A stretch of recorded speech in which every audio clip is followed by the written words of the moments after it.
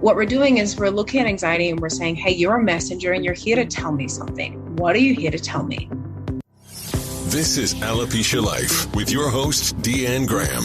You'll hear interviews with specialists in their field and parents who are helping their child move through life while living with alopecia areata, along with conversations with alopecia rock stars who are making a difference. Alopecia Life is here to provide you with support, accurate information, inspiring stories, and life hacks to help you navigate the world of hair loss. Whether you've just been diagnosed or have had it for ages, Alopecia Life has been created to share all the information you may want or need to do alopecia your way. Welcome to this episode of Alopecia Life. Today's guest is Sheridan Ruth. She's both an alopecia coach and yoga therapist and supports women with alopecia in their journey to feel more self-acceptance, step into their true power, and radiate confidence. Since losing her hair at 7 years old, Sheridan battled self-doubt, anxiety, insecurity, trauma, body image, and mental health challenges. For years, she felt disconnected from her body and inner wisdom and felt like she was searching for answers. She began to make her way through the challenges and into empowerment using yoga, meditation, and other mind-body practices. Through years of study, she felt a deep understanding of the connection between the mind and body and has cultivated her own unique methodology that unites esoteric teachings with evidence-based Western sciences, such as psychology. Today, she is motivated to support women who are looking for internal and external confidence and ready to use holistic practices that create lasting change in their lives. Throughout the episode, we talk a lot about building confidence and not only how it relates to our alopecia experience, but our experience as humans who don't always have the tools to put into practice when anxiety and challenging life experiences come into play. We also share what is new with her practice and where you can reach out to learn more. Sheridan, welcome to Alopecia Life today. Hi, thank you for having me. I'm so excited to be here and to be chatting with you. It's exciting. Yeah, I'm really excited too. You and I connected, and I've just kind of been watching how you've been, working with people with alopecia, but we'll kind of get into that in a little bit. First off, I would just love to have you share with listeners what your alopecia story is. Yeah, of course. So kind of like you and I have in common that I really began my experience with alopecia at around 7 years old. Mm-hmm. So my story is that, at 7 years old, I was at the hairdresser and the hairdresser found a patch. And after that, I went to all the doctors and did all the things. And it took a couple of years, but through all the treatments that didn't work for me. And I'm 28 now. So this was just over 20 years ago. Mm-hmm. All of my hair fell out, and most of my hair probably fell out up until about the age 16. And I started wearing wigs probably at around the age of 12 or 13. And, that was a whole experience for me. And I really just kept taking it day at a time up until I was about, a young adult, 22 or something like that. And I really struggled with the mental and emotional part of alopecia. It was really, really difficult for me. It led me to a lot of really good tools because of the struggles that I had, but it was hard. And probably when I was around about 26 or 27 or so, that was when I developed alopecia universalis. So that was when I started losing my arm hair and my eyelashes and my nose and my eyebrows and all of those things. And it was also the same time that I started spending more time without wearing a wig, because up until then I was wearing a wig and I didn't really talk about my hair loss a lot. Mm-hmm. So at the same time I started losing more hair, I started finding my own way of being a little bit more public with it. And now I have these wonderful eyelashes that I am in love with that are the longest that I've had ever. And I have no other hair, which is very ironic, but it's good. It's there. And yeah, that's kind of the tangible experience that I've had with alopecia. Mm-hmm. And I think when people are listening to this, most of our listeners either have alopecia themselves or they're a parent of a child living with alopecia. So they can relate in the way that you're talking about the mental aspects of it, the emotional piece of it that is not really talked about, but it's such a huge part of losing our hair, right? Yeah. Yeah. Mm-hmm. And you've done a lot of work around this. Like you said, you found some tools to work with, but it was really yoga, right? That kind of started you off with having a method of dealing with hair loss in a way that was kind of different than other methods that you found. Yeah. I think, what you're saying is so important because it's so easy to focus on the treatment side of things and the symptom side of things, and even, getting the right wig and picking the right one and making the decision around the wigs and the tattoos and what am I doing and who am I telling. Mm-hmm. But all of that is really driven by the mental and emotional experience that you're having inside. Mm-hmm. And it's so different for everyone. And I think that now, having a little bit of hindsight, having, being an adult, thinking about having my own kids and things like that, thinking about, well, how do I help my family members manage it? Because it's not just the mental and emotional for the person that's experiencing it. It's the mental and emotional for their entire community, whether that is family, friends, extended family, people at school. It's a big deal for everyone. Absolutely. And I think for me, yoga was one of the easiest ways for me to start looking into what was happening inside of me. Because, hopefully people who have arrived at this podcast have more, you're on the internet now, you have more resources, and there are people who are supporting people with alopecia in so many different ways. And it's really, really wonderful. But a lot of it feels very alone. That people don't get it and confusing. And so yoga, funnily enough, I entered into it kind of wanting to feel a certain way about my body, right? I wanted like the abs and like the yoga body that everyone kind of like looks to and is like, oh yeah, yoga body. Because I felt insecure about how I looked. I didn't like that I didn't have any hair, even though I pretended that I did. I didn't like it. So I overcompensated and I tried to look a certain way in my body. And I found that yoga is not about doing the splits or doing a handstand. It's about understanding and being with all of the different sensations that you have in your body and all of your mind and your emotions and all of that. And that led me to meditation, which has led me to understanding the trauma response and all of these different things that really end up being about like emotional and mental. I like the word mastery at the moment, kind of like understanding it and finding peace from it and moving forward in an empowered way. I love that you're bringing in all these other modalities too, meditation. And I also love that you're talking about mastery of these things, because it is something that we just work towards, right? When we start a practice like this. And can you talk a little bit more about trauma response? When people are hearing that, what are you talking about personally? Yeah, it's a big topic. So I think when we're looking at it through the lens of alopecia, and people will ask me sometimes, does stress cause alopecia? Did my trauma cause alopecia? And I don't feel qualified to talk about that. There's a lot of unknown. We don't know the answer to that. Some people will say yes, some people will say no. Some studies will point to yes, some studies will point to no. But what I can say is that your body, when it is experiencing something that is unknown and difficult, such as a car accident or a difficult conversation, what it does is it changes the physiological kind of makeup that's inside, right? Your nervous system changes. You feel maybe your heart beats a little bit faster, or you begin sweating, or maybe it feels like you kind of just shut down, or maybe you just need to get out of there. You just feel like you need to get out of there, or you get really sad, or you get really anxious. And that is what we would call a trauma response. And it happens to you.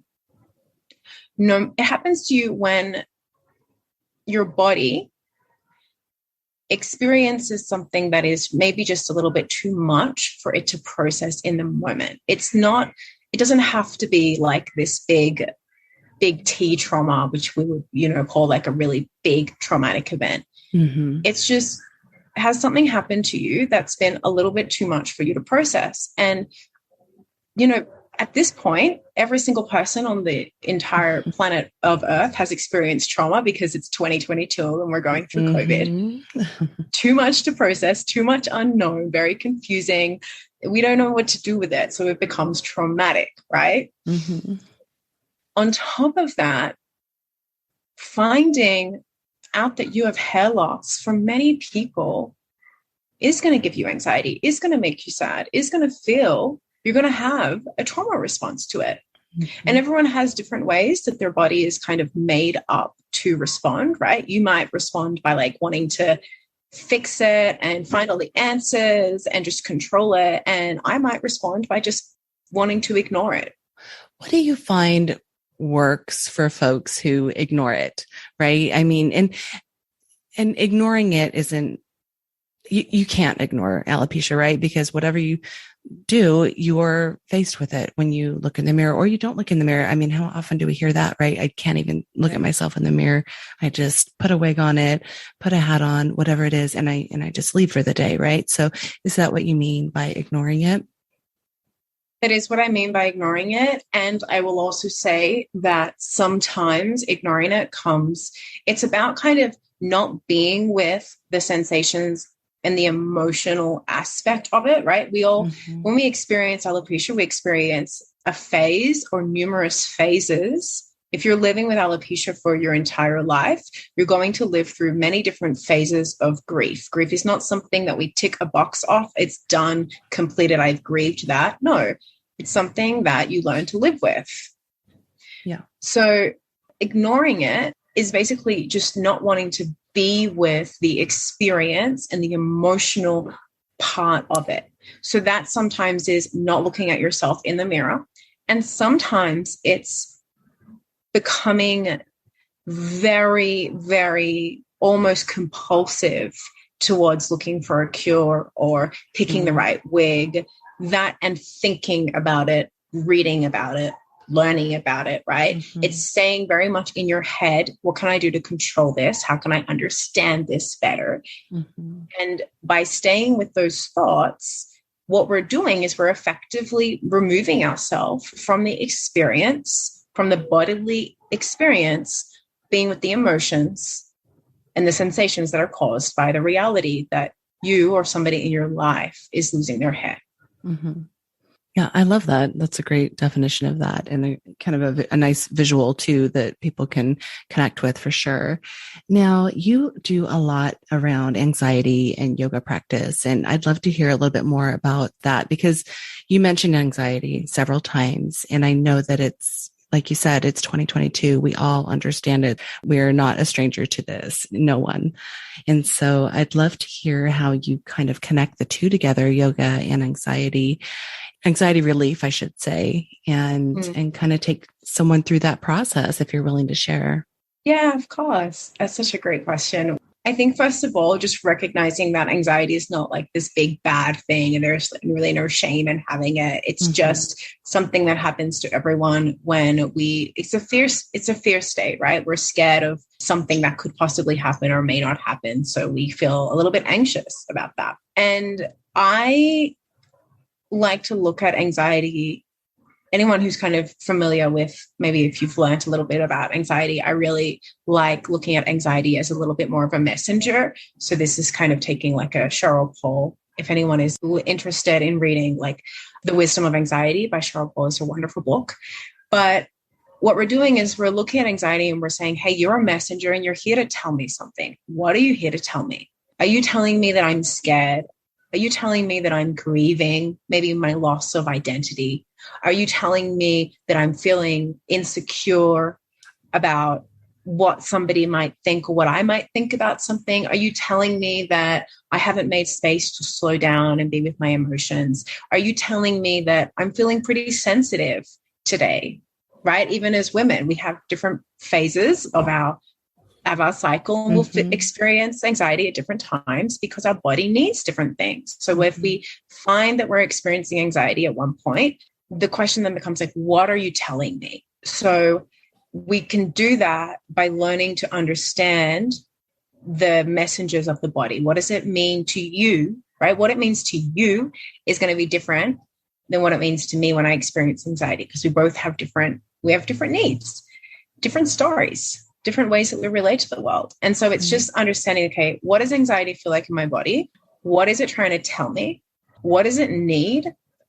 How can I meet that need either by myself, through self-soothing, through yoga, through meditation, through mindset shifts, through eating differently, through nurturing myself a little bit differently? Or can I get that need met through community? Maybe I can say to my friend that I need this thing. Maybe we can do it together.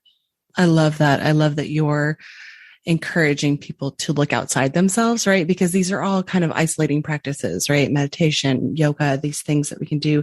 And I love that you just introduced community as a huge piece of this, because sometimes we feel, actually a lot of the time, we feel like we should do this on our own, be able to, like you said, self-soothe and find these modalities that just really work for us in the moment. But oftentimes that is community. So thanks for introducing that. Yeah, I just got goosebumps. I'm pretty passionate about that one. Mm-hmm. I am too. Yeah. I totally get that. And how did you get into what you're doing right now? As far as I know, we all are where we are today because of an experience, right? So I know that your practice comes from your alopecia experience. Other things kind of factor in as well. Yeah, I used to kind of think, that most of it was my alopecia experience. And I think that over time, I'm beginning to realize that my alopecia experience, like many people's experience with alopecia, really only highlights a lot of the other stuff that's going on inside. So I mentioned before that I felt insecure about my body, and that led me to yoga. Right. And in my mind, I would have thoughts and I would say, oh, it's because of my hair loss that I feel that way. Mm-hmm. And to an extent, I think that is true.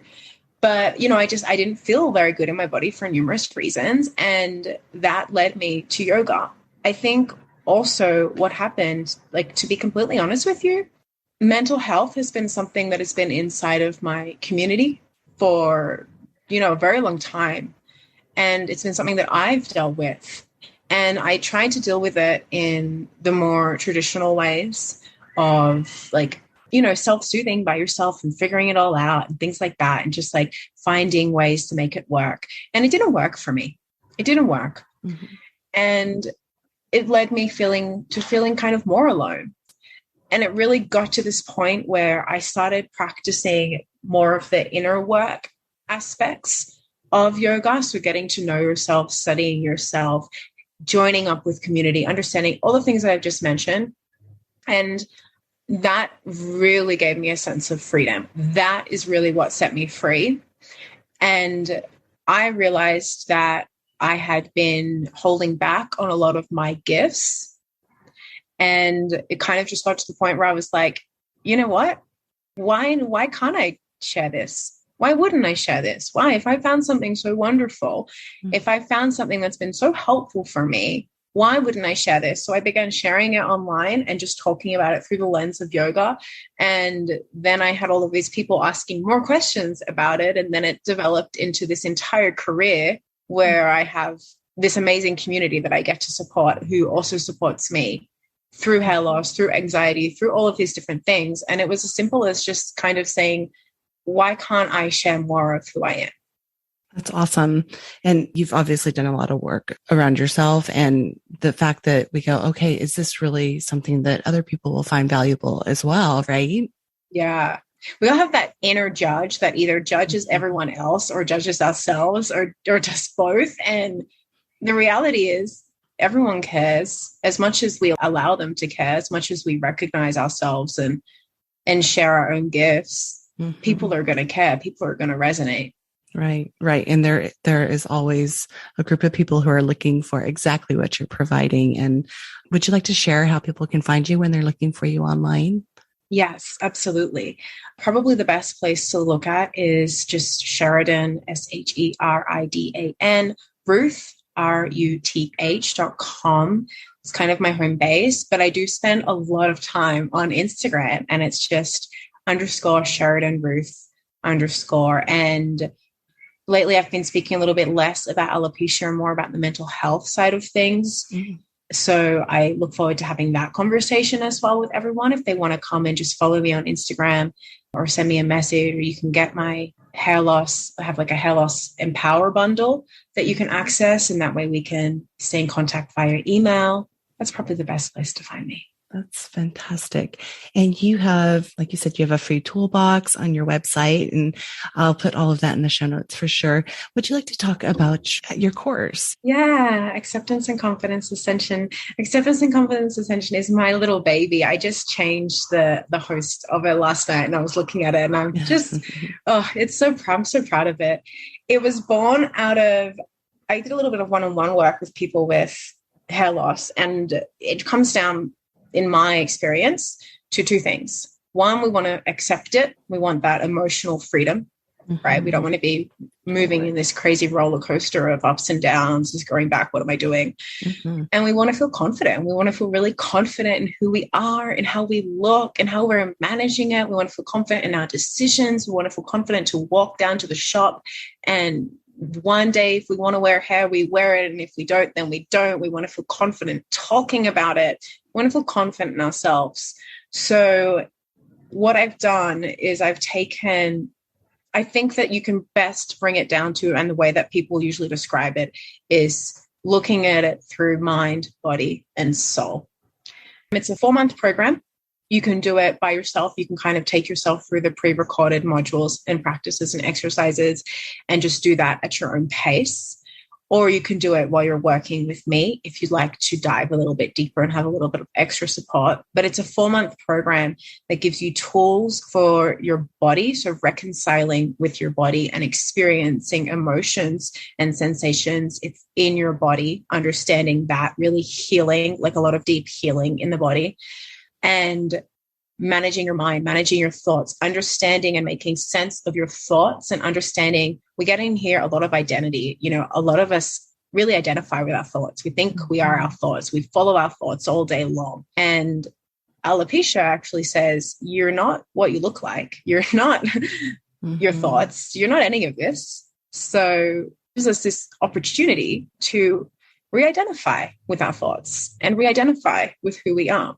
And that's really kind of the mastery of the mind. And soul, for me, soul, however you relate to that, whether you relate to it through, you know, the Holy Spirit and religion, or maybe you're coming from a different background, or maybe you don't even believe in soul at all. We all understand there is a little bit of something inside of humans that is very difficult to describe, but it's there. And it's the thing that you see when you look at each other in the eyes. It's the thing that we feel when we're in community, right? It gives us a little bit more confidence, and it gives us a little bit more ease managing life through connecting to your soul, whatever that means to you. And that's the program. I love that. That's awesome. I know a lot of people are really going to connect with this for sure. And you have looks like you have a wait list right now. I have a wait list for one-on-one work, but by the time this podcast is out, you should be able to go through the course. Like if someone wanted to go to the course right now and be like, I'm ready to feel acceptance and confidence, they would be able to access it. But I have a couple of weeks before I have space to actually work one-on-one with clients. Awesome. Fantastic. And I will put all of that information in the show notes so people can reach out to you and connect. I think this is fantastic. Is there anything else that you would like to add before we leave for the day? You know, this is my biggest message. This is the one thing that I will say until the cows come home, is that if you're here and you know, you're obviously experiencing alopecia in some way, and you're at some part of your journey, I encourage you to prioritize the mental and emotional aspects in whatever way feels right for you. Really give yourself that support, whether that is listening to more podcasts or reaching out to somebody on Facebook, spending more time in the Facebook group, going and speaking with a professional, whatever it is. Really prioritize your mental and emotional, because then all of the other stuff just naturally falls into place. I totally agree with that. Thank you so much for that. And Sheridan, I just want to say, yeah, you bet. And I just want to say thank you so much for being with us today. Oh, I so appreciate it. Thank you for this offering, the consistent work that you've done for the alopecia community. And it's really, really, I mean, you know that it's touched many, many lives, and I know that it's touched many, many lives. But yeah, thank you for being a resource. You are so welcome. And I just look forward to sharing all you have to give as well. Thank you for sharing your time with us today. All of the ways to reach Sheridan can be found here in the show notes. Thanks again for joining us. We'll catch you next time. Thank you for listening. Join our Alopecia Life Facebook group and find out more information at headonlifecoaching.com. The information on this podcast is not intended to be a substitute for professional medical advice, diagnosis, or treatment and is meant for general information purposes only. If you're enjoying these episodes and finding the tips helpful, please subscribe and leave a review on Apple Podcasts, Stitcher, Spotify, or wherever you listen to and download podcasts.